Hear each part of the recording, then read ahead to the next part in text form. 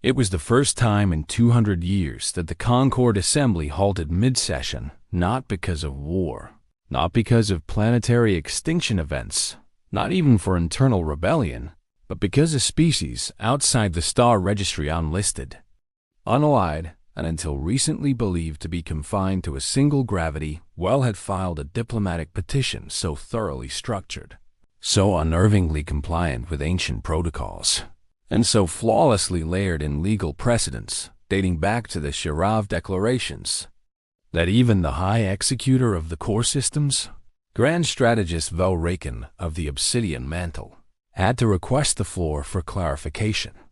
The humans, as they identified themselves in the petition, had not sent fleets nor emissaries bearing gifts, nor any overt demonstrations of fealty or force, and instead transmitted a request for temporary observer status at the upcoming Quadrant 14 Concord Summit, formatted in an obsolete dialect of standard lexicon, and yet somehow enriched with semantic compression algorithms none of the attending species had encountered, producing a document that read with the flow of poetry and the precision of legal artillery chair protocol mediator Shishel of the Alethi, whose race had evolved into crystalline fractal intelligences capable of processing over 42,000 concurrent probability threads, did not blink or emit photonic reaction pulses as her minds parsed the human petition, but her inner glow dimmed precisely 7%, an involuntary sign of reverent concern reserved for phenomena that defied prediction.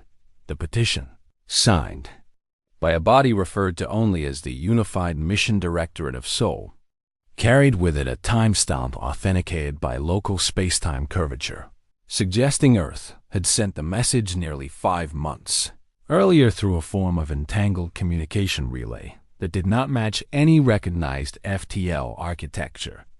And while the content was peaceful, respectful, and overtly humble, the method by which it had arrived spoke of a species that had not only broken light's leash, but had done so without seeking permission, warning, or validation in the hours following the petition's appearance.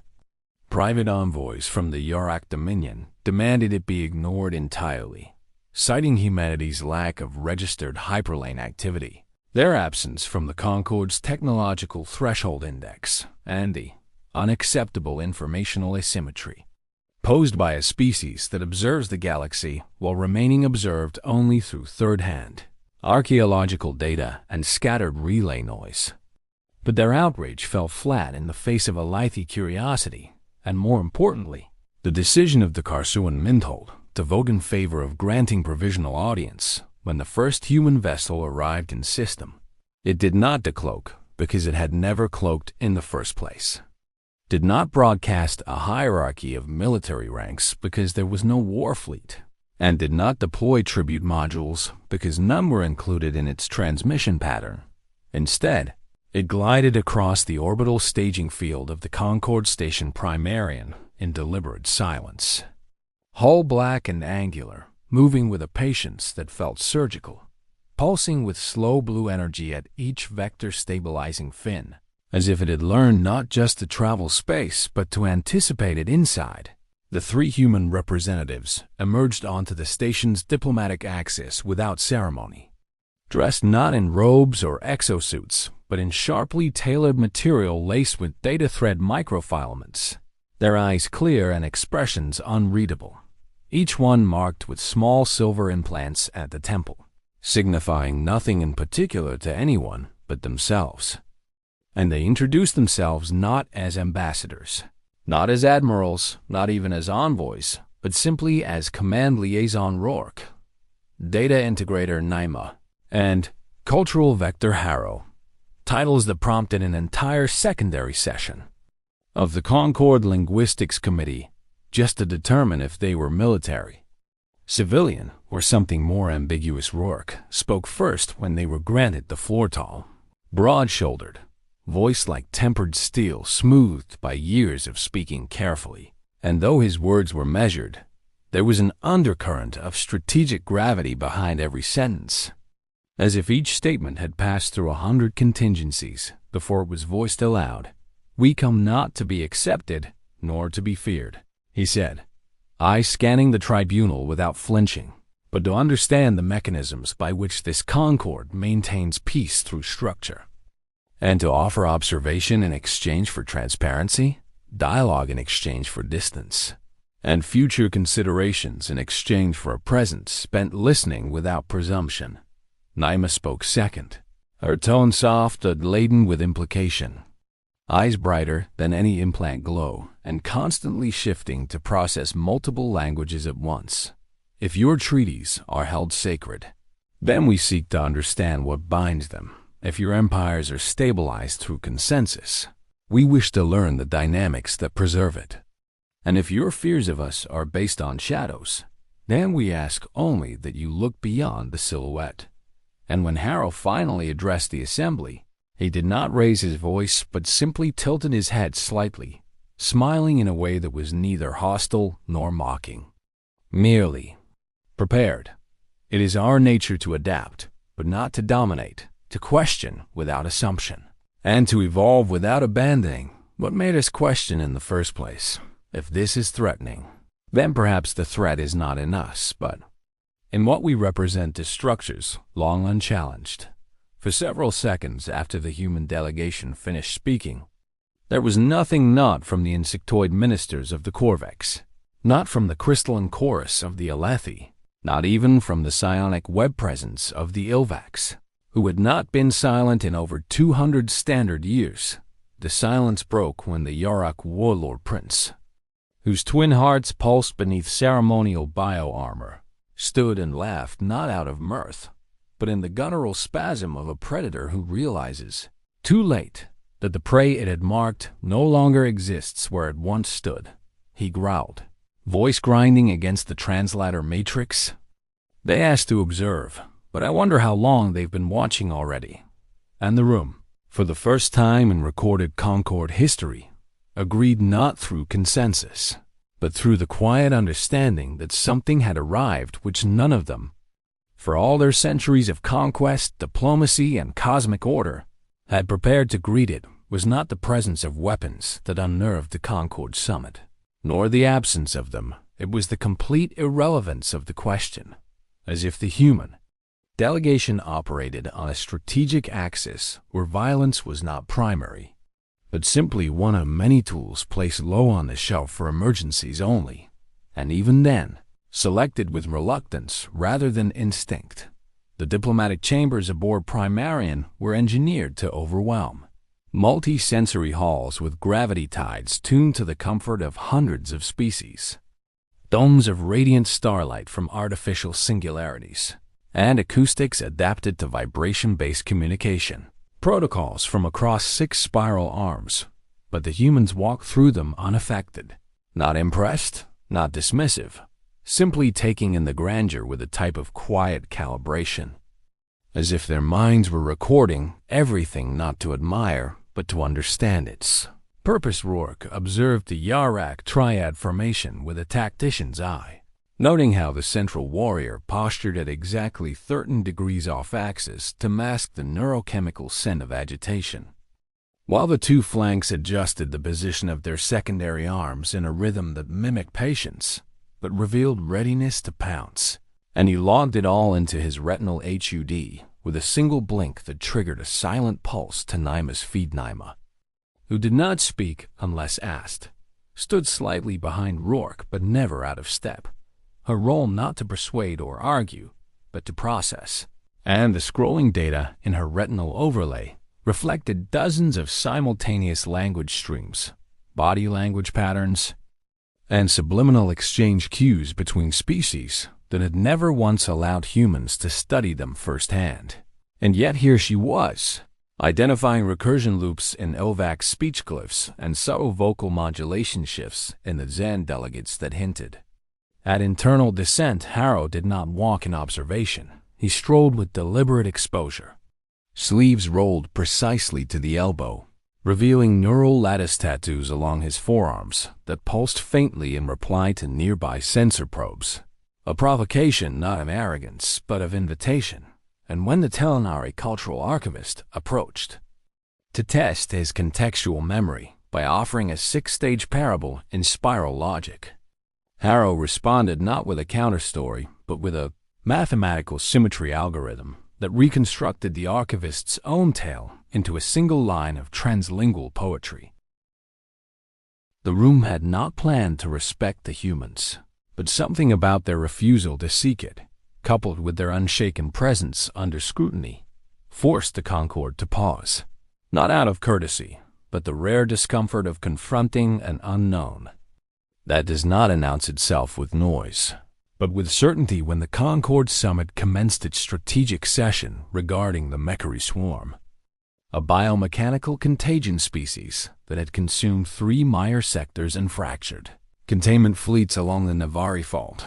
Human observation was officially restricted to non-voting attendance, but the Alethi requested that data integrator Naima be allowed access to the predictive wargaming simulations, not as a participant, but to validate the fairness of the scenarios being tested. Naima agreed with a single nod, and within 6 hours had submitted a meta-analysis of fleet movement probabilities based not on energy expenditure or formation strength, but on cognitive pattern decay, calculating the prolonged exposure to Mechari screen fields degraded alien command efficiency by 38% faster than models accounted for, not because of fear, but because the sonic resonance aligned with sleep cycle disruption patterns unique to species with dual hemisphere neural processors. That was the first time, the council noted, the humans did not see war as force projection.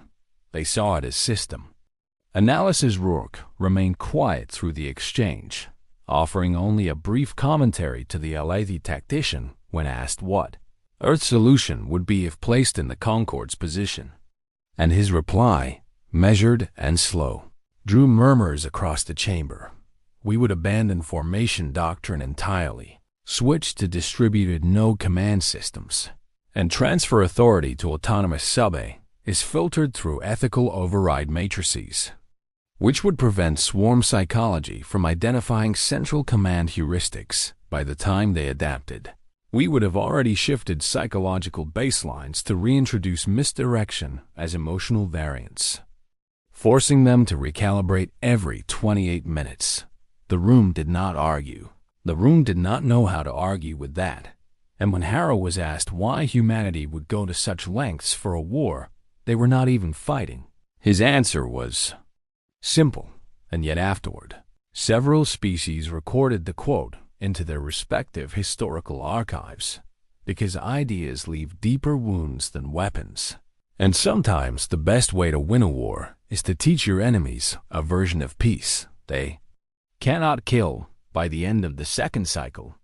A dozen delegations had approached the humans not with formal alliances, but with encrypted information queries, trade protocol samples, and even mutual cryptographic challenge requests, attempts not to recruit Earth, but to understand the frameworks by which Earth had reached parity, not through force or age or empire, but through comprehension, and somewhere deep within the Concord's intelligence vaults, where predictive threat matrices were stored and cross-referenced hourly, a quiet flag was raised next to Earth's diplomatic profile, one that had not been used in centuries, reserved only for the most strategic and least understood entities. It read, low threat level, high destabilization potential, non-aggressive, hyper-adaptive, ideologically resilient, monitor at all contact intervals, and while the Empire watched, confident in its sovereignty, it failed to notice that the first breach into its cognitive armor had already occurred, not with ships or sabotage, but with curiosity. The Zaxxari Dominion had never known subtlety, and it did not pretend to, for theirs was a culture sculpted by conquest, by explosive demonstrations of strength that shattered treaties and erased hesitation from the political memory of weaker species. And when the Dominion High Command saw the rising influence of humans within the Concord, not through firepower but through reasoned presence, they interpreted it not as evolution but as infection, and so, without formal sanction, but with unspoken approval from several hardline Concord powers, the Dominion dispatched a fleet contact unit, under the guise of a compliance investigation, citing a fabricated clause in the Quadrant security articles that required pre-FTL species to submit their orbital infrastructure for inspection in times of emergent conflict. Though none present in the Concord summit believed the justification, and even fewer cared, the fleet was not subtle. It never intended to B-6 Dominion war cruisers entered the Sol system under distortion curtain, accompanied by 2 psychological operations vessels trailing high-bandwidth suppression pulses, meant to degrade civilian communication networks and disorient planetary defense systems. And they began their slow, deliberate arc toward Earth orbit with scans active and pulse weapons on minimal charge. A gesture meant to project discipline, though every action screamed coercion. What the Dominion expected was protest. What they expected was panic, or silence, or some barely contained human broadcast demanding explanation, all of which they were prepared to ignore while recording the response for propaganda use later. But what they received was something so thoroughly unexpected, so economically devastating to their entire tactical framework, that the operation collapsed within 2 hours of arrival. Not from resistance, but from invalidation. The Dominion fleet's first anomaly came when their visual targeting arrays began to blur. Not with distortion or scrambling, but with recursive feedback loops that mimic clarity, feeding them false information that felt more real than reality. And when they recalibrated their systems, they discovered that the telemetry they were relying on had been subtly rerouted, not jammed, not erased, but replaced. Then came the internal system overrides. Not hacks in the traditional sense, not brute force intrusions or viral subroutines, but whispered instructions flowing through their own diagnostic protocols, disguised as firmware updates, authenticated by their own command keys, and carrying out minor corrections that, when compiled, effectively blinded their subdecks, isolated their communication relays, and introduced time lag into their command hierarchy that fractured fleet cohesion without firing a single shot by the time the lead cruiser Vorashtal attempted to reassert system control. It triggered a full security lockdown within its own onboard AI, which began broadcasting distress signals toward Dominion Command in perfectly encoded streams, only to realize too late that the signals were looping inside the same system, simulating external confirmation without ever reaching home, and then the feed went public somehow. Something on Earth accessed the Dominion fleet's internal diagnostic logs and broadcasted them across open galactic channels with perfect translation layers, showing the Dominion fleet's confusion, their inability to locate Earth's planetary defense grid, their officers arguing across stuttered channels, and most importantly, the moment when the Dominion war cruisers withdrew from Earth orbit under Emergency Protocol Zeta-5, a retreat measure not used since the Starry Rebellion. The broadcast was surgical. It did not mock. It did not gloat. It simply ended with the following line in Concord Standard: no units damaged, no systems disabled, no personnel harmed, no threats issued. Welcome to Sol. The galactic response was immediate and fractured. Some factions laughed quietly, carefully recognizing in humanity the same mischievous subversion they once wielded before they became empires, while others, especially the more hierarchical militarized cultures, reacted with unease, for this was not defense as they understood it, and not even psychological warfare in the classic sense. This was informational dominance, executed with terrifying restraint asterisk. The Yarak were livid, of course, claiming the entire affair was an engineered humiliation plot designed to weaken the Concord's enforcement credibility, but their protests were stifled by the fact that no part of humanity's action could be classified as aggression. No treaty had been violated, no command issued, and not a single kinetic weapon fired at the Concord Tribunal. The Zaxxari representative formally accused Earth of possessing prohibited stealth warfare capabilities, only for data integrator Naima to rise and deliver a calm statement, backed by a complete technical breakdown of every anomaly experienced by the Zaxxery fleet, demonstrating that all interventions were performed within their own systems, using tools that had already existed, merely reconfigured by their own commands and habits. She ended with a single sentence that echoed across the chamber. "We simply taught your machines to see themselves more clearly than you were comfortable with." That statement alone was later quoted in hundreds of academic treatises on asymmetric power projection and became the centerpiece of the Concorde's revised definitions on information conflict. What most didn't see was what followed behind the scenes: private meetings, hushed requests for consultation, classified interest from major factions curious about human protocols, decentralized defense networks, and perhaps most critically, human ethics firewall systems designed not just to resist attack, but to refuse immoral commands before they could be written. For the first time, factions of the galaxy began to wonder whether strength alone had ever really been power, or whether, just maybe, the true power was understanding where others would look, and choosing to stand somewhere they never imagined, and far above Earth. Orbiting silent and still, the small human diplomatic station broadcasted nothing but a neutral pulse: no threats, no challenges, just a single repeating beacon wrapped in ancient Earth code, uncrackable, elegant, and maddening in its simplicity. "You are observed." What unnerved the high conclave of the Galactic Concorde most was not that Earth had repelled a Dominion fleet without violence, nor that they had done so publicly and elegantly. It was that the humans offered no statement of victory, no diplomatic posturing, no celebration, no retaliation, no demands for formal apology or reparations, as if the event itself was not a triumph, but an inevitable outcome of poor decision-making by those who still believed that strength was measured in propulsion mass and fusion lance, arrays for species who had ruled the stars through dominance, doctrine, and spectacle. The silence of the humans was a paradox they could not solve, and the more they probed for intention, the more disturbed they became. For Earth did not react like an upstart species tasting influence for the first time.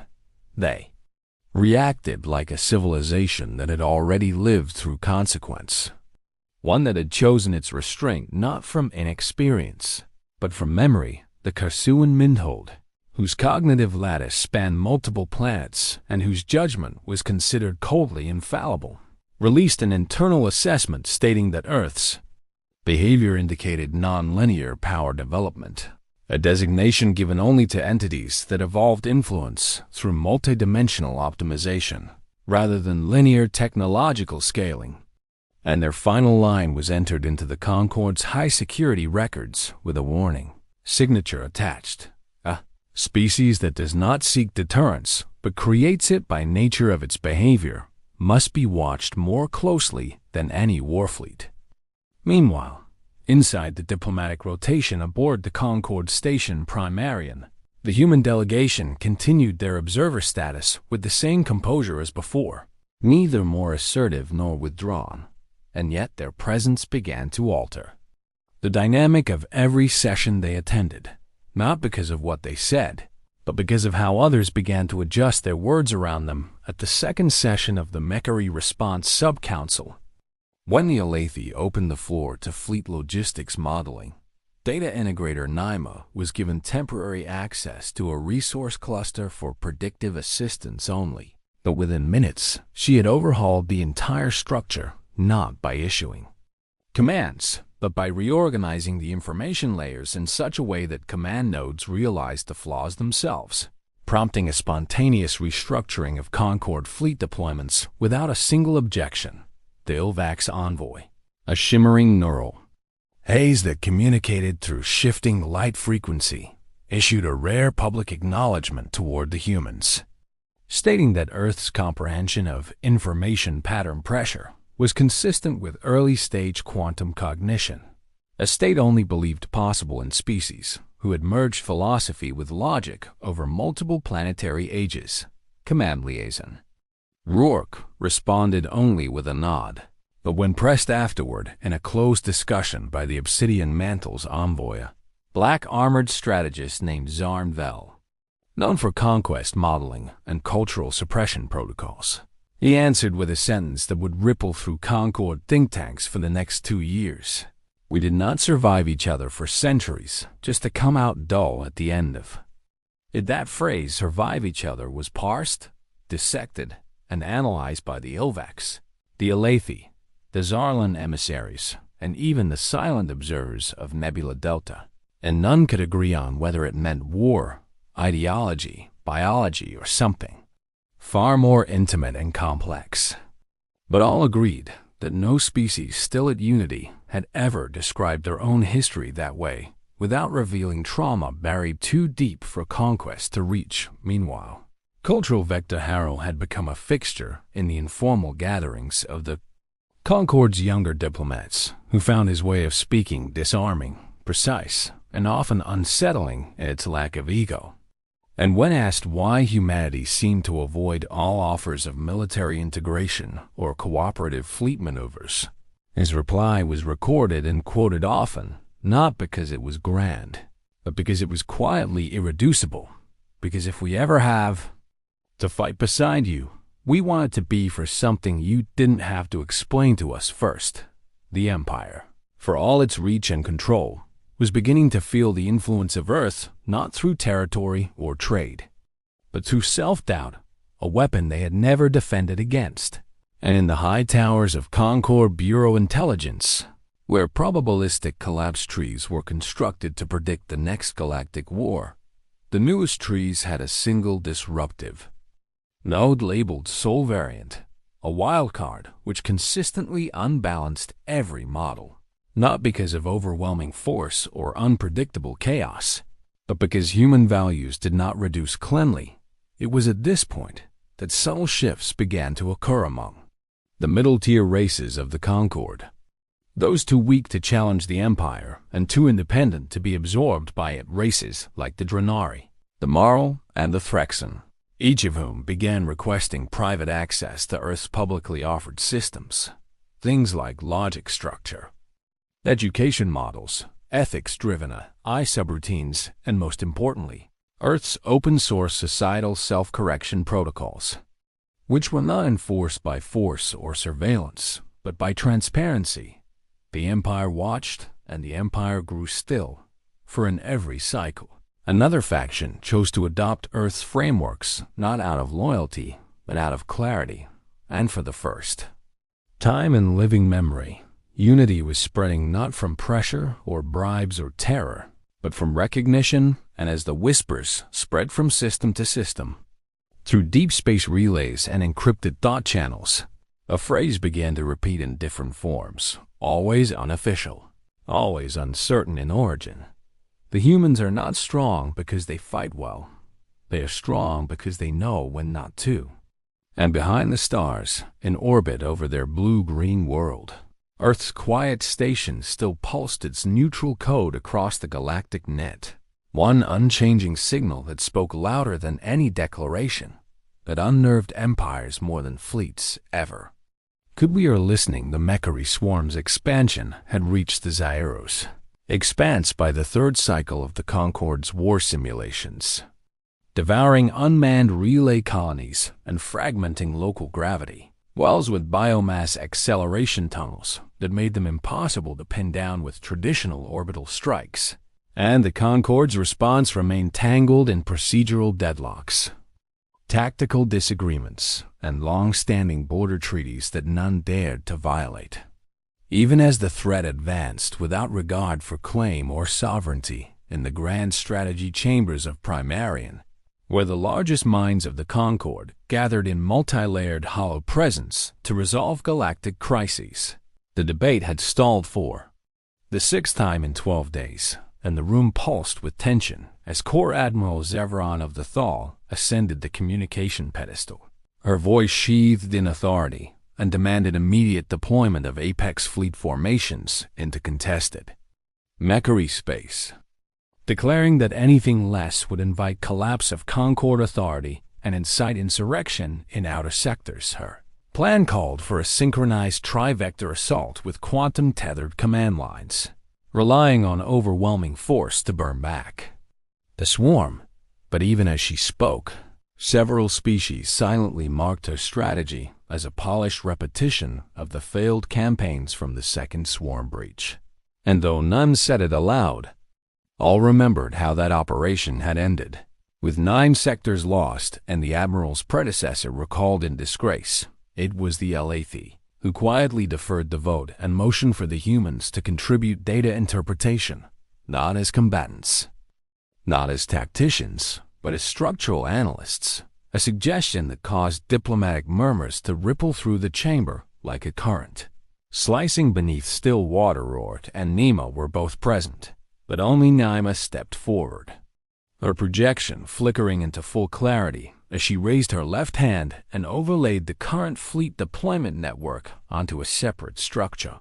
A core, civilian traffic management protocol from a minor Earth megacity, color-coded, layered, annotated, with invisible logic nodes that only became visible when queried directly. She spoke without ornament or rhetoric, her voice quiet and certain. You are planning against movement with force instead of pattern. Pressure against evolution with rigidity. What the Mechari are doing is not invasion. It is distributed environmental conversion, and your response matrix treats it as a territory breach instead of a systemic repurposing mechanism. Asterisk. Half the room paused in confusion. The other half with sharpening interest. She continued. They do not seek borders. They seek entropy zones, regions where centralized coordination fails. Your top-down fleet command design creates exactly the gaps they exploit, because every point of communication delay becomes a decision bottleneck. Every bottleneck becomes a rupture, and every rupture becomes a node of collapse. Corps Admiral Zevran scoffed, motioning for a data cross-analysis, and asked with barely veiled contempt, "Then what you propose? Decentralized war? Mutual improvisation? Chaos as doctrine?" Naima tilted her head slightly, not in defiance, but as a signal that she was about to deliver something less suggestion and more certainty. We propose not chaos, Admiral, but recursion semi-autonomous unit trees, each one seeded with core ethical filters and adaptive, limited to field context parameters. All decisions made within locally validated moral corridors, reviewed asynchronously by higher command through passive observation systems. And when failure occurs, it is treated as data, not disgrace. There was silence for a long moment, broken only when Harrow, watching from the peripheral podium, added without being asked, "You're fighting a swarm with order. Try fighting it with self-repairing disorder." By the end of the summit, the majority had not agreed that the Alethi, the Ilvax, the Dranary, and 2 fractured Drexen enclaves voted to fund an experimental fleet using the Earth-aligned model, classifying it as a non-standard contingency doctrine under Clause 73 of the Concord War Mandate, a clause rarely used and often discarded. Until now, the fleet was small, barely 24 units in all, drawn from reserve archives, and retrofitted with open-ended cognition cores modeled after Earth's civilian emergency coordination is, with no central flagship, no command throne, and no hierarchy, only an evolving web of situational validators and quantum-linked experience matrices. And for the first time in Concord military history, no one knew who was in charge. The results reached the Concord 4 days later. The Mechari breached the test sector with standard aggression, 3 planetary drift nodes, and 6 bio-laced disassembler clouds moving at relativistic speed.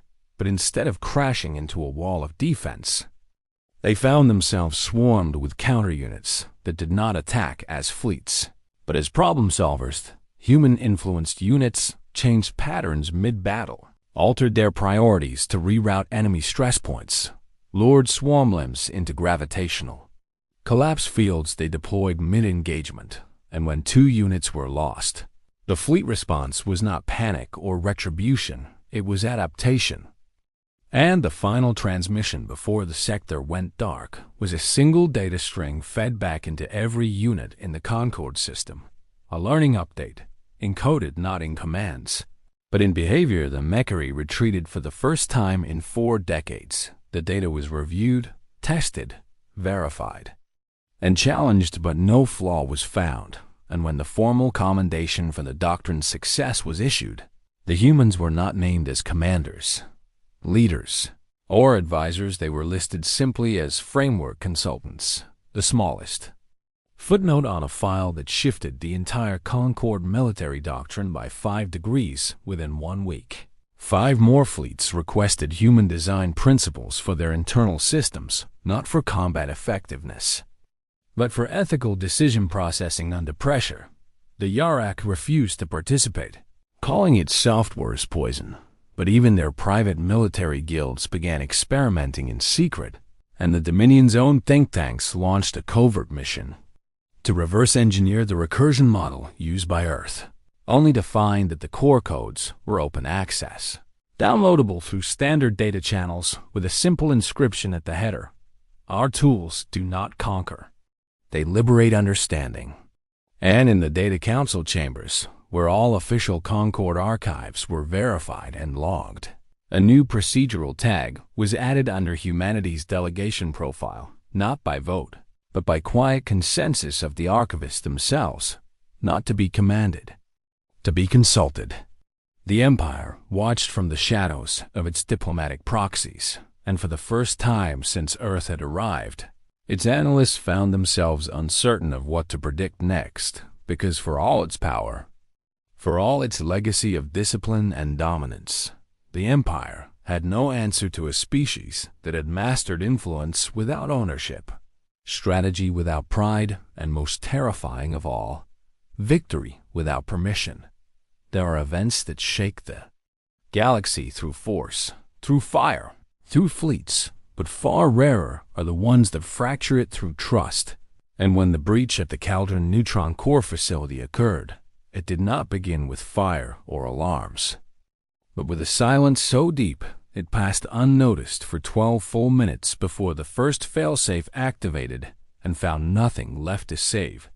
The Caldron core was a Class X stellar extractor, designed to siphon rotational energy from collapsed neutronium fragments and feed it into auxiliary wormfold lanes across the Concorde's core sectors.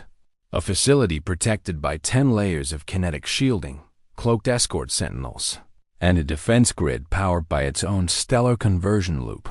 And yet, it collapsed in a window of 93 seconds with no incoming fire, no escape logs, and no surviving crew. 30,000 personnel lost, a system-wide power failure across 3 sectors, and a dozen supply routes destabilized within hours. The Concorde reeled, not just from the loss, but from the implication that such an event could happen at all without warning, without record, without pattern. Initial blame was directed outward pirate syndicates, swarm remnants, or fringe technophage cults, but none fit the signature. None had the precision or silence required. And so the questions began to spiral toward the unspoken, toward espionage, and toward intent. A high-security tribunal was convened within 20 standard hours, one that bypassed normal protocol layers and operated under emergency concordum override, which had not been activated in 6 centuries. And within its sealed chamber, among the holograms and whispers of sovereign minds, Earth's name was brought forward, not as an accusation, but as an inevitability, because they had embarrassed the Dominion, because their doctrine had reshaped military policy, because their very existence was an enigma that even the Alethi could not model fully, because they had to be hiding something. The Yorak envoy presented a packet of reconstructed telemetry, incomplete but provocatively suggestive looping, sequences of data inconsistencies near Caldron's perimeter relay nodes, signal artifacts resembling Earth's compression signature, and a timestamp anomaly that aligned with known soul beacon pulses. Rourke Naima and Harrow were summoned under a formal security inquest, with their communications frozen, their public roles suspended, and their access to Concord systems revoked temporarily under Article 41, the clause used for suspected internal threat classification. But Earth did not protest, did not retaliate, did not plead for clarification.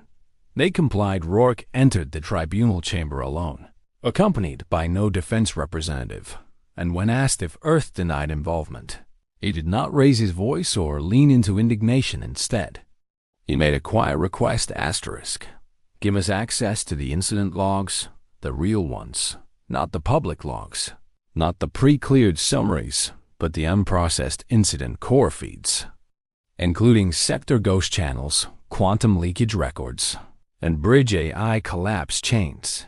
The Yorak objected violently, accusing Earth of using the request as a method to tamper with evidence. But the Alathi overruled them by narrow vote, and within 6 hours, Naima had reconstructed the entire final hour of the Cauldron Core's life using entropy variance maps and unpaired qubit residuals extracted from the failed I-Core's tools the Concord did not even possess. What emerged was not a recorded, was an exposure. The facility's own security lattice had been operating at 91% compliance before a malicious internal patch was pushed through a trusted Dominion logistics node, containing a subroutine that mimicked Earth's protocol compression signature, but had been layered with Dominion tactical exploit patterns used during the Archelize collapse 5 years prior. The humans revealed that the Dominion had attempted to frame Earth by forging their technological fingerprint, inserting false echoes into the telemetry trails, and initiating the cascade failure remotely from a ghost node burned into a redundant backup mesh, the kind that was supposed to be inaccessible except to core command. Staff Nama ended the presentation by submitting a causal chain reconstruction, a method not used in Concord analysis due to complexity limits, showing not just what happened, but why, tracking each decision, each system delay, each divergence in trust, flow back to a command override issued from within the Dominion zone. Data Command Cluster Rourke spoke once, quietly, after the silence fell over the tribunal. You asked if we could do this. Yes, we could have, but we wouldn't. And if you'd bothered to understand us before you feared us, you'd have known the difference. The Dominion's representative was not sanctioned officially, but the diplomatic repercussions began immediately. Private embassies closed, fleet commanders reassigned, and Dominion votes began to be excluded from joint security decisions in Concord protocols by silent consensus.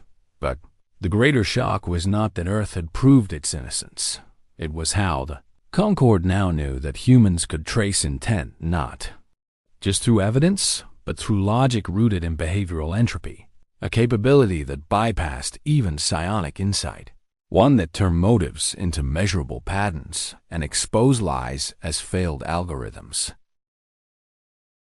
The Empire, watching through its shadow embassies, realized the danger too late, not because Earth could see secrets, but because Earth could build systems that no longer needed secrets to function. The day after the tribunal, a new document was uploaded to the open-access Concord archives from the human delegation, signed by the Unified Mission Directorate of Sol, containing a 19-page brief titled "Proof is Not for the Accused, an Ethical Framework for Collective Intelligence Governance."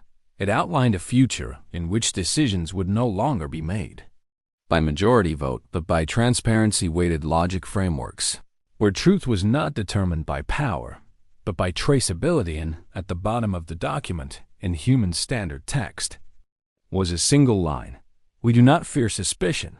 We fear a galaxy where suspicion becomes sufficient."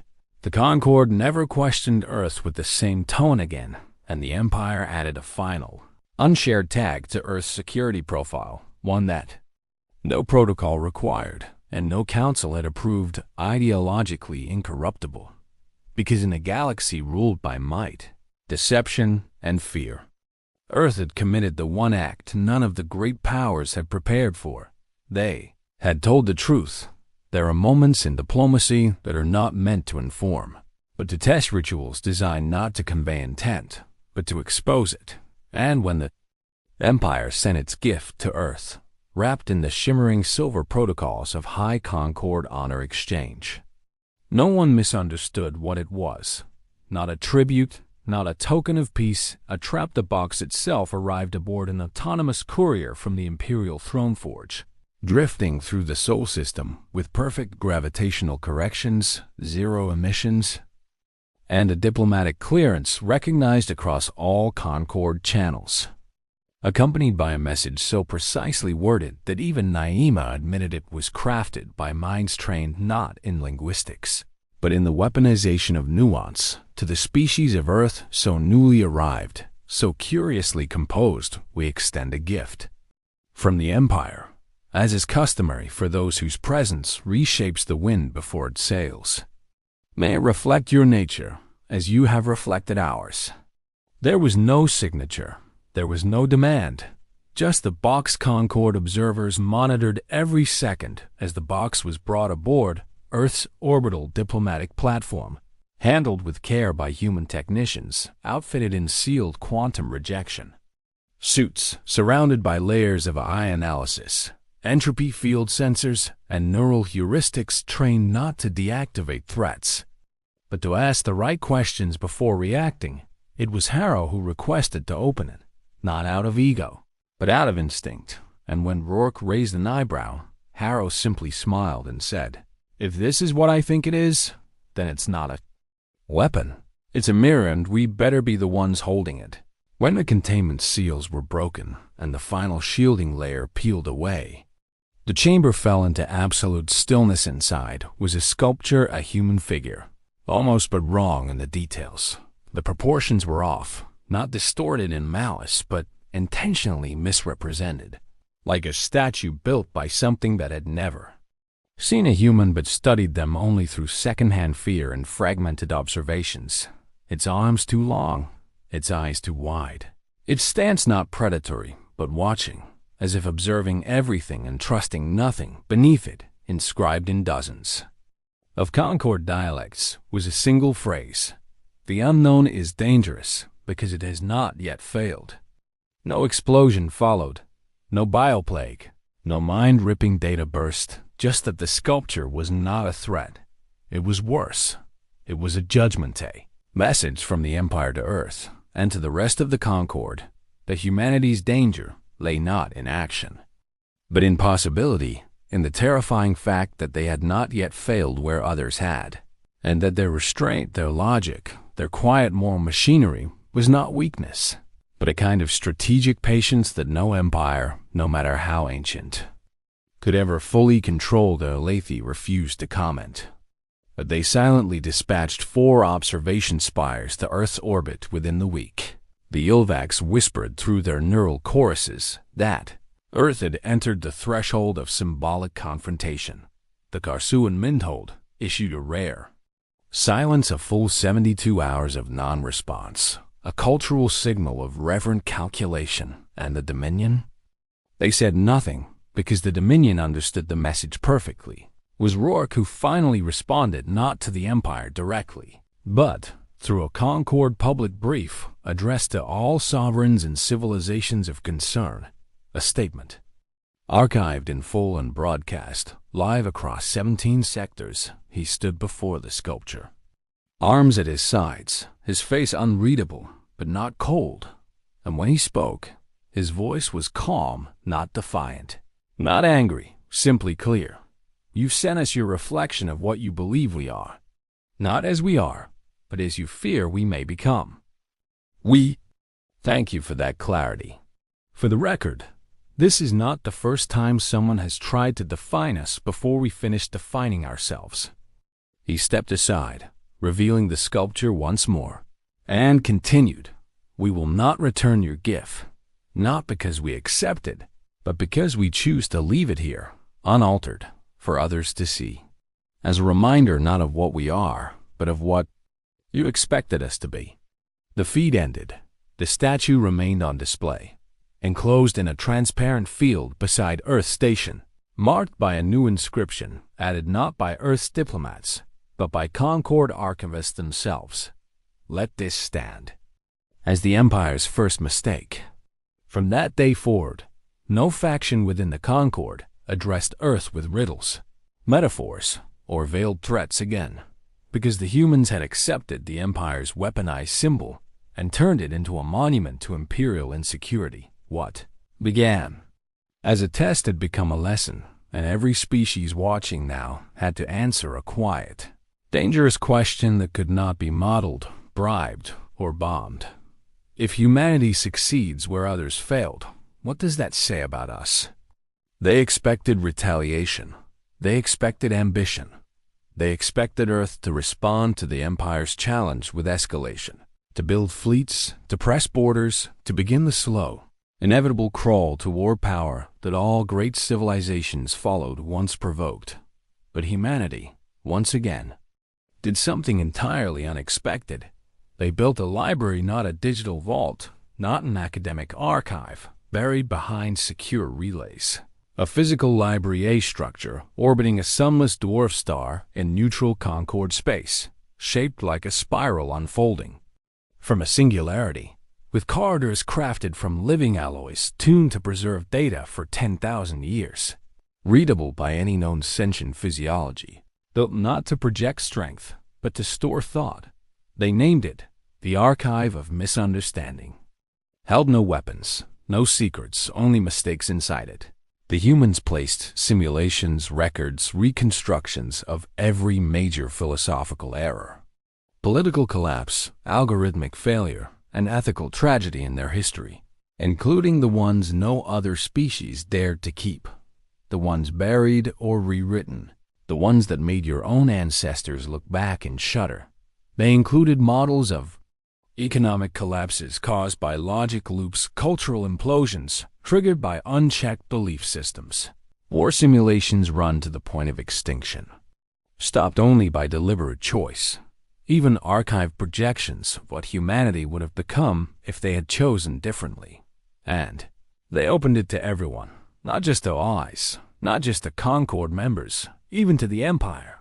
This, more than anything, humanity had done before, caused true, planetary-scale silence across the galaxy, because it wasn't a boast, it wasn't a lesson. It was a confession humanity showed the galaxy what it looked like to hold up a mirror, not to others, but to itself, and not turn away the Threxan called. It dangerous, the Urak refused to enter, the Ilvac sent 1,000 autonomous thought forms to catalog its contents. The Alti issued a rare directive of reverent observation, stating that the archive represented the first recorded act of trans-civilizational humility by a rising power. And the Empire? They sent a delegation, not military, not diplomatic scholars led by a figure known only as Chancellor Rattle, an entity so rarely seen that some in the Concord believed he was a myth of the Imperial Inner Circle, who arrived with a single question broadcast across all frequencies as they approached the archive. Why share your worst selves? Harrow received them. He met them in the inner chamber where Earth had stored the reconstructed model of the seventh collapse, an economic cascade that had once nearly destroyed the human homeworld, not because of malice, but because of perfectly rational decisions made in isolation. And he answered in the same tone Earth always used when speaking truth to fear quiet, precise and terrible in its honesty, because strength without memory becomes conquest, and if we don't remember what we could have been, we won't understand what we're trying not to become. There was no debate after that, only recording. The Empire's delegates stayed longer than any other species. They said little, wrote constantly, and when they left, they submitted a sealed data core to Concord records with no explanation and no response protocol, just a title: Imperial. Strategic silence. Justification for deferred aggression. It was not a surrender. It was not an apology. But it was a pause, and in a galaxy where pauses never happened, that meant more than any victory as word of the archive spread. Smaller civilizations long ignored, long afraid, began approaching Earth not as subjects or partners, but as students. They asked for frameworks, they asked for data, they asked what it meant to build systems that could survive their own failures, and the humans gave it freely. Because it was not power they were protecting, it was fragility, the one trait no empire ever dares admit it possesses. Meanwhile, Rourke stood in the observation ring of Saul's outer station, watching the stream of distant ships heading toward the archive, and when Naima asked him if this was Earth's endgame, he shook his head slowly. No, this is our answer to their question. Naima blinked, pausing her data stream. What question? He smiled, not with pride, but with that strange calm humans had begun to wear like armor in the presence of giants. The one they never ask out loud. What if someone leads? Not because they can, but because they're willing to learn when they shouldn't have to. And far across the stars, from the outermost Concord reaches to the shadowed edges of Imperial territory, the galaxy finally began to understand the thing that had always made humanity so dangerous. It wasn't their weapons. It wasn't their adaptability. It wasn't even their morality. It was this. They were still learning, and they weren't ashamed of it. The galaxy has few constants: entropy, motion, and fear of the unexpected. For eons, the Empire had held dominion not just by force, but by prediction. They ruled through the illusion that all things eventually conformed, that resistance was a delay, not a disruption. But now they stared across a horizon where something refused to fit their models, something that refused to collapse when measured. That something was humanity. And on the day the Empire's silence ended, it did not come through warships or decrees, but through a single encrypted pulse sent to the Concord Council, not routed through formal diplomatic relays, but through a classified emergency negotiation channel buried deep in pre-FDL contingency protocol. A channel created not for threats, but for preemptive surrender talks.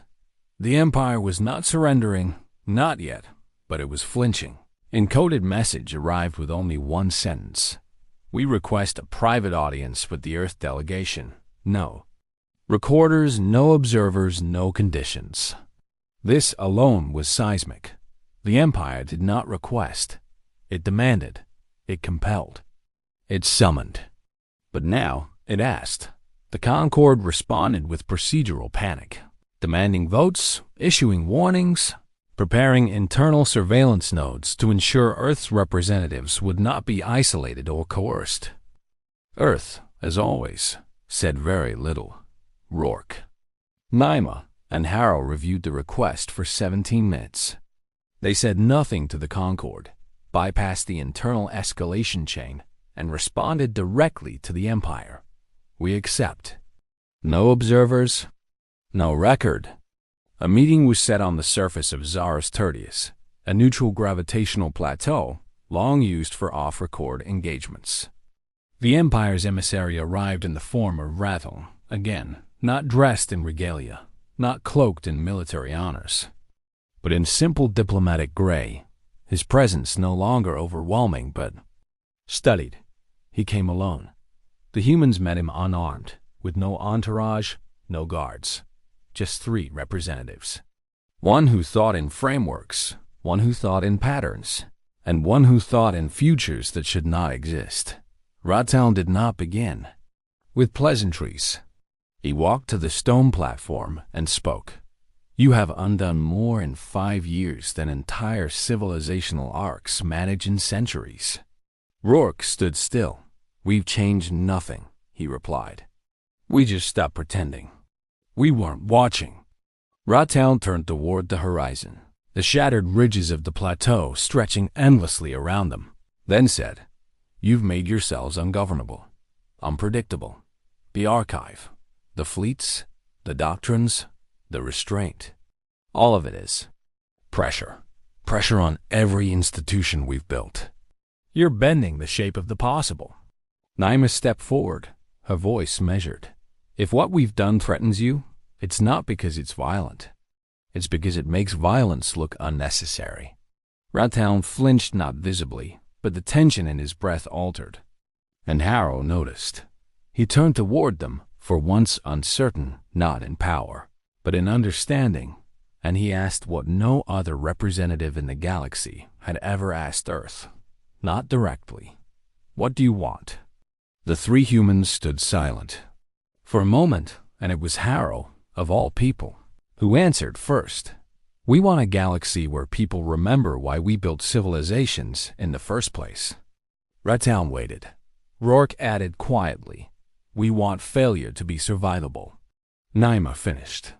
"And we want you to understand that fear is not a strategy, because if you build your future on it, someone will eventually become braver than you."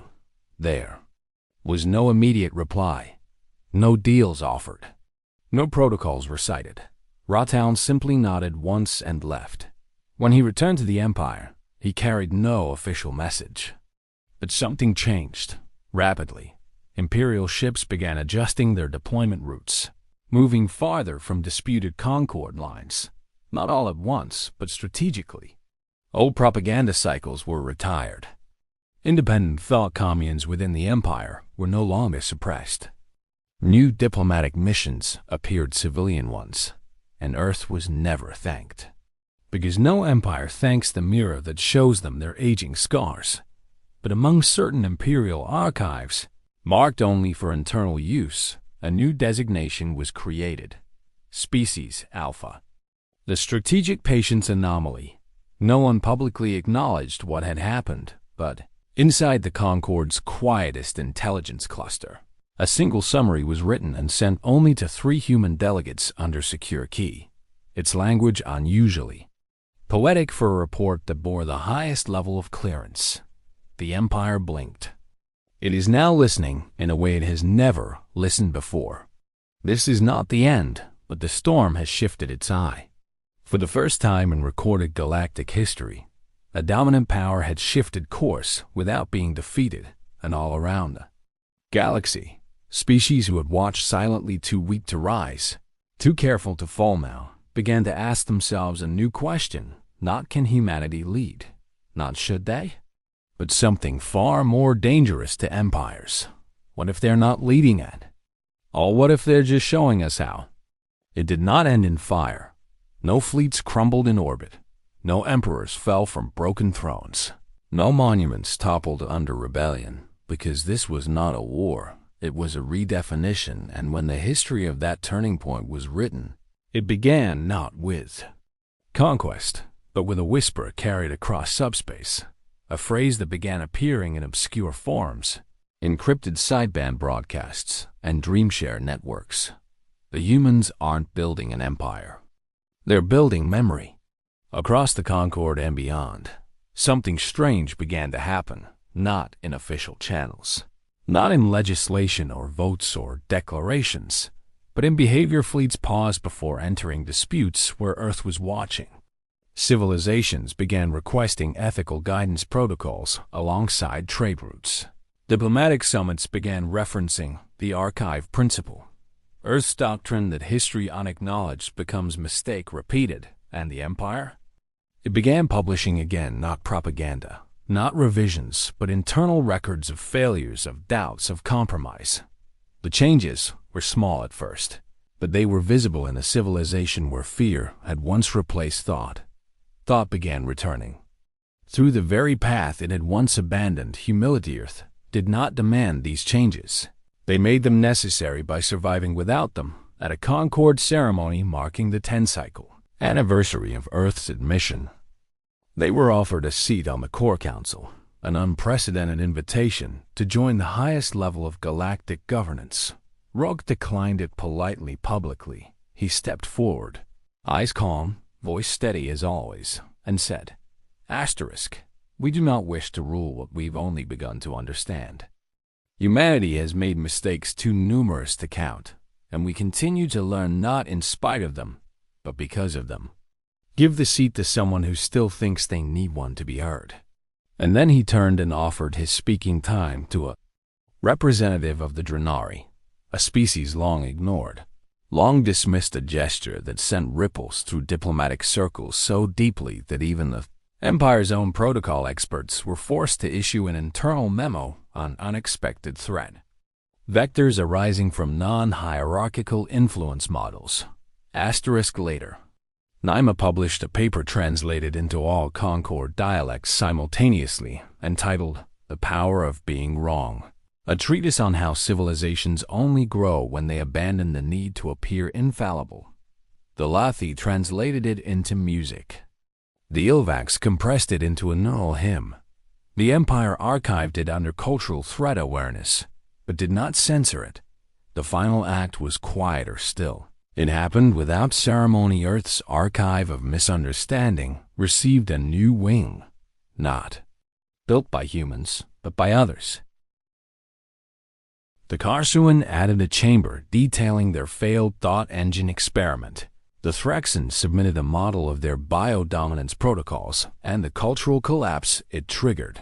The Yarak Long, adversaries of Earth philosophy, added a sealed room with no contents. When asked, they responded, "We are not ready yet, but we will be." And the archive accepted it because memory does not require perfection, only permission. Years later, when a young Drenari diplomat asked Rourke why Earth had not declared victory, had not claimed credit for the shift in galactic order, he replied, with a sentence that became the final inscription on the archive's main entrance, "Because if they remember us for what we did, they'll forget how to do it themselves." Humanity did not rise by conquest. They did not lead by strength. They did not demand through fear. They listened. They remembered. And when it was time, they chose to be understood, not obeyed. The Empire was never conquered. It simply changed its questions. Concord was never remade. It simply rewrote its assumptions, and humanity? They remained not at the top, not at the center, but at the fulcrum, the balance point between fear and choice. Between memory and momentum, they had no empire. They had no crown, but across the stars, from core world to forgotten rim, one truth quietly crystallized in the collective mind of 1,000 civilizations.